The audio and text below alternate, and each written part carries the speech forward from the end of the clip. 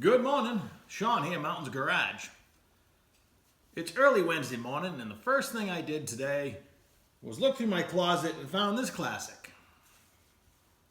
I found two of them, because I've noticed on my video, my traditional shop shirt, which I've worn for too long without washing it, because I just put it over my clothes, kind of like wearing gloves. I take the gloves off and my dirty shirt off, and I'm clean again, so that's my secret. This morning's project, until I worked myself out of parts, was to replace the O-rings on this old Ford 9-inch ARB air locker. 3 or 4 years ago, I put a ring and pinion in this for a friend of mine in his old style Bronco, and he's been all over the country. He's driven it to Utah to go off-roading and stuff out there. But lately, it's been putting oil into the airline, which is not necessarily common, but it does happen, I guess. So the O-rings need to be replaced, because that's the only thing you can actually change that's going to affect that. There's two orange brownish O-rings, and on his style, if you go online, look at ARB air locker repair, the O-rings are outboard of the bearing on the new style, but his is old and it's under the bearing. And the way it's designed with that slip collar that actually contains the O-rings, you can't get to the back side of the bearing to remove it easily. When I put bearings in it last time, I had the ring and pinion off, or the ring gear off the carrier, and I actually put it in the mill and milled the bearing race after I broke the rollers off it, the outer shell and the rollers off it, and was able to get it to the point where it split, and I never touched a thing, which is great. I didn't want to go through the effort this time to remove the ring gear, so I tried a few other methods. But first, I got to show you progress on my cleaning. It's taken a life of its own. I'm a couple months in now. I've been complaining about it nearly every video, but I'm making progress. So in the long term, it already feels better in here, in sections. Let's take a peek. I'm walking down into the third bay under the 72 Nova. And this area was full of transmissions and engines. And I've put them each on furniture dollies and put them outside in the green box. It took a little bit of organizing. And this time around, when I come across something I haven't used in a while, or I don't think I need, I've actually been selling it with great success. So like I say, I have the rim clamp tie machine, which is new to me. I had an old FMC style sitting right there on a pallet. It took up almost this entire space. So Sunday night, I decided to sell it, and it was loaded and gone within an hour. So if I ever need the old style tie machine, I'm going to be tough luck, but I'm kind of enjoying the rim clamp. I've only used it a few times, but it's pretty simple, and as long as it keeps working, I know parts are available to fix it, so we'll cross that bridge when we come to it. I've moved the washer down here temporarily, and this is the way my complicated brain works. This has a short cord on it, and I actually run it on an extension cord because the outlet is 40 feet away. It has been sitting here, sorry to make you dizzy with the fast camera movements, but it's trying to free up this area so I can actually use it for instance, working on that 49 Chevy cab. If I move it over here, it's not in the way. I'm thinking I can even, when I build my frame table, when we build my frame table, that might even fit between the lifts and not necessarily be in the way. I'm always looking for more room. And once you start making it, I should digress a little bit. When I quit my job in 2016, the first thing I did is clean this shop. Well, not the first thing, but almost right off. And you could come in that entrance door over there, and it was wide open. And the only thing in here was this lift. I didn't have that lift and all this other junk. Now, a lot of the stuff I enjoy, like the bandsaw and the extra lathe and all that stuff in the mill, this all came along afterwards. And I'll gladly make room for that stuff, but a lot of stuff takes up a lot of space. The blast cabinet takes up a lot of space, but it's handy, so some stuff you got to make room for, right? So I believe I'm going to put the parts washer, that's the oil drain, the parts washer on a roll around cart and be able to move it over near the bench if you're going to use it and store it out of the way. And I'd like to put the green washer right here on this wall, which is a lot closer to the outlet. So that'll work. I've been making good use of my new shelves. In fact, I'm going to buy more. I'm semi-impressed with them. They're pretty strong. So up top, those are my dummy transmissions. I wouldn't put a whole transmission up there, although the shelf probably would hold it. I don't think I dare to, so I have 2 Turbo 400s. I had one all ready to go as a dummy with a mount and everything on it, and then I found a second one. Well, I knew I had all the stuff, but I found a tail housing, the holes messed up, so I managed to get a mount on this straight and made another dummy unit, because it seems like somebody always wants to borrow one and destroy it and leave it outside. And the power glide case I've had all along, I'm going to use that in the Dart when we dummy up the engine in that. And miscellaneous hose and stuff you don't use very often, but I have it in bins, which is kind of a pain to get to as well. So I find I have a lot of extra hose, especially. I have a whole bin of it. And these are actually Dart pots and some spare LS stuff I bought. And then 9-inch Ford pots and popular transmission pots. I've moved a lot from the shelves that were in this location out in the tan box. It's now my speed shop outside. That is bulging, but I'm doing a pretty good job patiently putting stuff so I can still access it. And some shop tools and whatnot. And these are far from reaching their capacity. I don't want to overcrowd them. I believe I'm going to put another 2 where that Harley sign is. For obscure stuff that's, you don't use that often, but it's in the way the rest of the time. So I'm loving the area down here now. I'll do a little final rearranging, especially if this washer moves. So we're coming. I should probably show you. I had all these white tables. I'm down to 2 rolling carts and 1 white table I got to pick through. The rest of the stuff is just temporarily sitting here. If I can keep stuff on wheels, it doesn't feel like it's necessarily in the way. That 9-inch on the orange stand, I wanted to put outside in the boxes, but I need to make room for it. So slow but sure, we're gaining. That was a long tour of the cleaning process. And I don't often leave my toolbox open, but I was just getting some pullers out of there.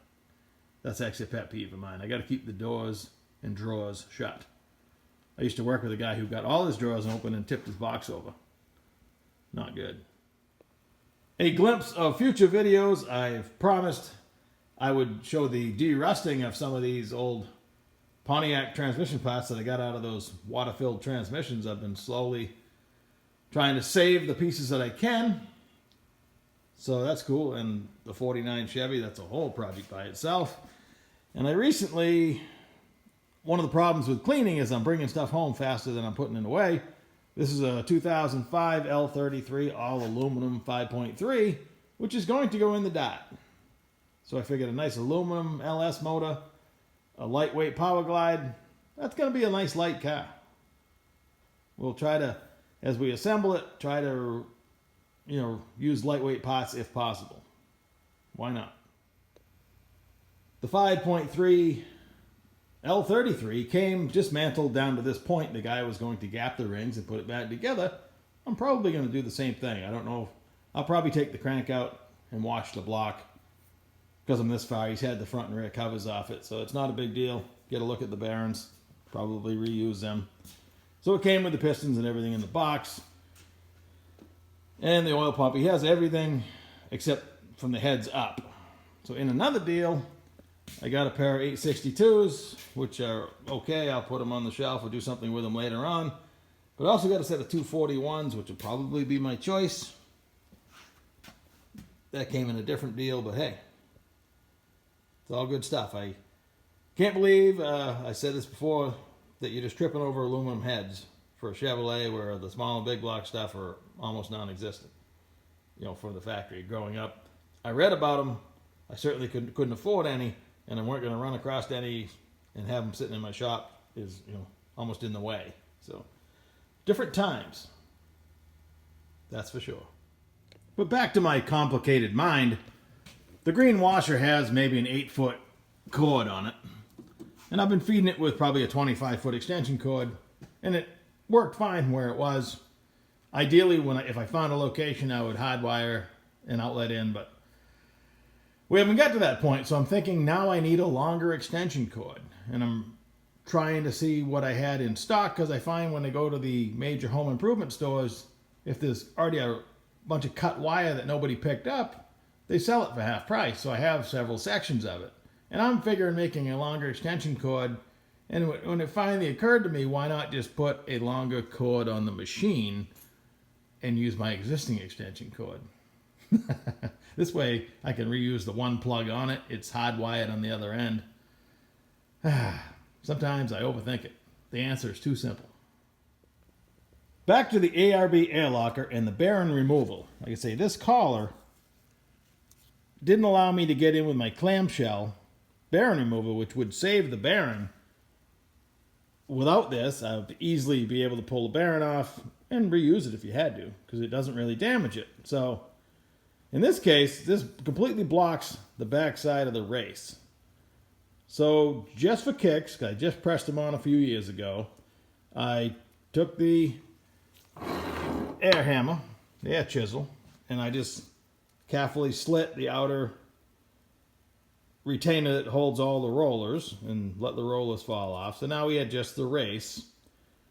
And if you hit the hard chisel against the hard race, you're probably going to go to the eye doctor. But I tried it gently with some safety glasses, and it didn't want to move. And I don't want to scratch anything up, so I didn't want to remove the ring gear and put it back in the mill, because that wasn't necessarily easy either. So I took my whiz wheel, a small one, and I still wasn't able to more than cut just the outer piece, not enough to make it snap, because this is under pressure, and if you can slit the outside, like for instance, if you're doing axle bearings, I knock all the stuff, just like I mentioned, out of the way on an axle bearing, and then I just carefully start cutting, and when you get close, you don't even have to touch the axle, it'll just pop open. But this, again, this thing is in the way. I wasn't able to do that. So if you've ever removed an internal bearing race or an external, once again, kind of like when I was working on my 4L80E last week, and I had to use the welder a lot. Well, you just run a bead. It's oily and ugly, but all the way around the outside, and that makes it grow. And then I use the air chisel pushing on my weld so nothing's flying at me. And it comes right off, and I covered the ring gear with a rag. I didn't catch anything on fire. The whole process maybe took a minute, and this is nice and warm, so it comes right off. No damage whatsoever. Then I removed this washer, and this pulls off, and that's where the O-rings are.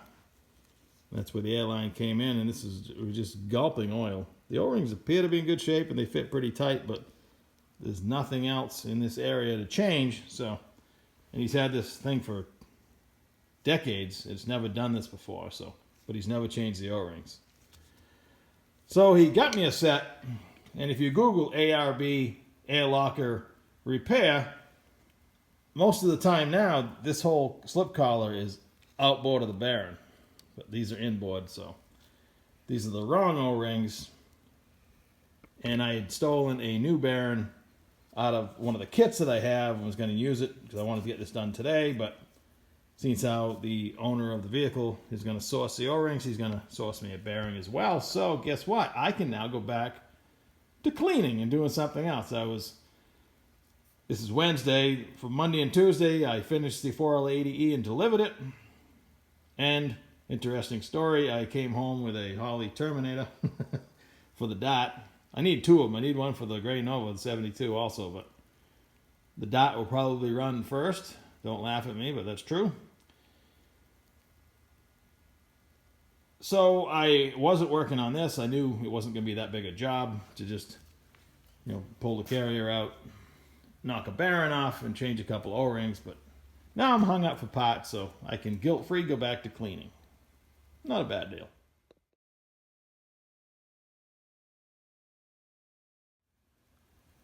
And I almost forgot, before I went ahead and welded a bead on it, I tried grabbing this lip. This is where I tried to cut it, but that didn't work. I put the old bearing remover and, in this case, a steering wheel puller. And I could get quite a bit of tension on it. and it didn't slip off this outer part of the race, but it didn't generate enough pull to get it off. I was hopeful, so. As a last resort, I did the welding, and that was actually the easiest thing to do and most effective. All right, thanks for watching and following along. We kind of went off the path a few times, but we got there in the end. I'm going to have some breakfast and then get to cleaning, I think. So it's going to be a good day. Did I mention the weather lately is incredible? Yes, I did. But it's continuing day after day. High 50s at night. Perfect for a few blankets with the window open. And it gets in the high 70s during the day with virtually no humidity, and the bugs have checked out. No mosquitoes, no black flies, nothing. I was out last night watching the sunset. Beautiful. Just beautiful. Hope you enjoy your day, and I'll catch you next time.